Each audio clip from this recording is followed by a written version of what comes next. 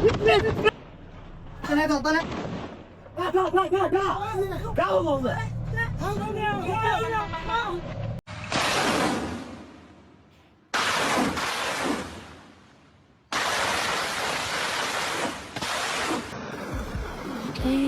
bisikan rasa perlahan telah. Mày ơi nhìn lục phẩm là Assalamualaikum warahmatullahi wabarakatuh.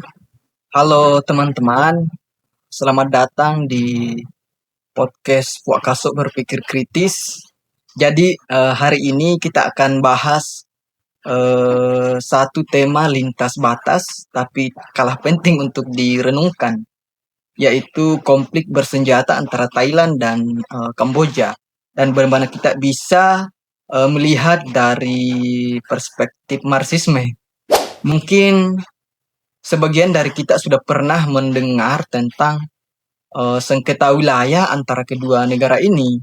Salah satu titik panas utamanya adalah Kuil Verviers, sebuah situs warisan budaya yang terletak di perbatasan dan telah menjadi sumber ketegangan yang kupikir hampir puluhan tahun. Namun pertanyaannya adalah, apakah konflik ini semata-mata soal garis batas? Ataukah ada sesuatu yang lebih mendalam? Atau lebih struktural? Kalau kita telusuri sejarahnya, konflik ini punya akar kolonial.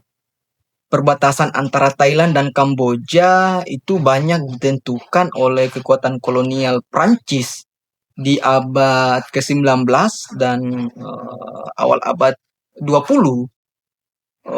Peta-peta warisan kolonial itu kerap kali tidak mempertimbangkan aspek sosial dan kultural di masyarakat lokal. Ini mirip dengan banyak konflik sih sebenarnya di Asia dan Afrika, di mana batas-batas nasional itu adalah semacam produk kekuasaan, bukan kesepakatan rakyat. Dan inilah yang dikritik keras oleh pendekatan Marxisme.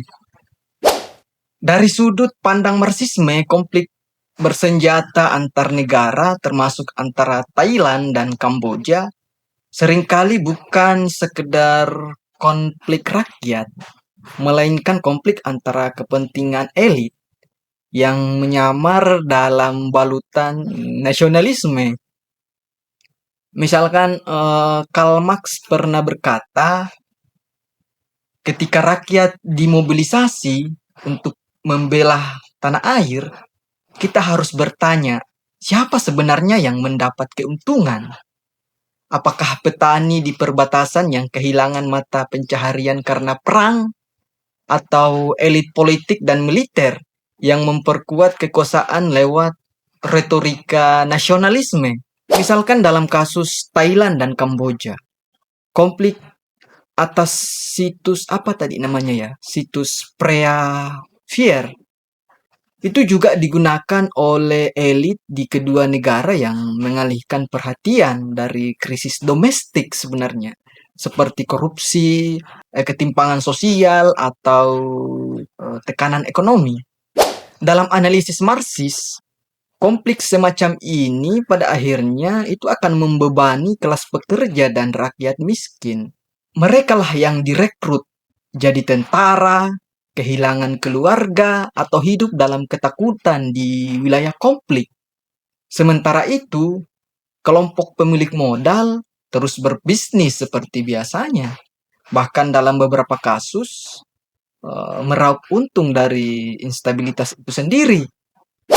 Karena itu, solusi sejati menurut Marxisme bukanlah sekedar mediasi diplomatik antara negara, tapi solidaritas rakyat lintas batas antara petani Thailand dan petani Kamboja, antara buruh Bangkok dan buruh Phnom Penh, yang menyadari bahwa musuh bersama mereka bukanlah tetangga, tapi kelas penguasa yang memanipulasi batas untuk melanggengkan kekuasaan. Sebagai penutup mungkin ketika kita bicara konflik antar negara, penting untuk tidak langsung terjebak dalam narasi permukaan. Pertanyaannya bukan hanya siapa yang benar atau wilayah siapa yang sah, tetapi juga siapa yang diuntungkan dan siapa yang dirugikan.